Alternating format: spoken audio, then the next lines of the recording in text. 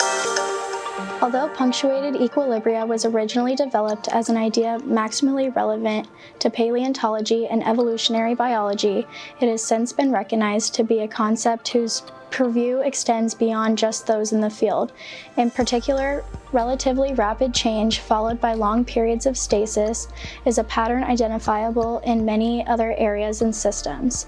Niles, Eldredge, and Stephen J. Gould cataloged several examples outside of evolving species that were reminiscent of Punk-Eek, at least in terms of pattern.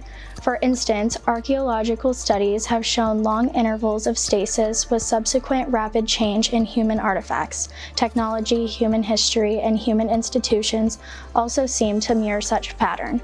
Consider in the case of human history how seemingly persistent and stable countries like the Soviet Union, which persisted for many decades and collapsed over a few short years in the 1980s.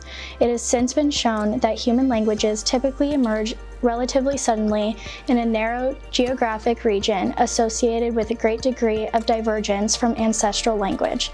Then, if and when a language becomes more widely utilized by more people and spreads out, there tends to be relatively little change. Looking outside of biology, Punk-Eek patterns can be seen in our everyday lives. Over the decades, we see fashion trends that rapidly become popular and then consistently hold popularity over many years.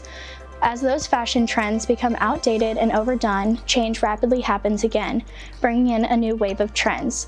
For instance, the 80s perm came into style quickly and persisted for quite some time, yet eventually and perhaps thankfully, a new set of hairstyles came to predominate in the 1990s. Of course, the mechanisms that cause change in species through time are not the same as those that lead to these other types of changes, but the shared pattern speaks to the general connection between various types of historical entities, be they may evolving lineages or hairstyles.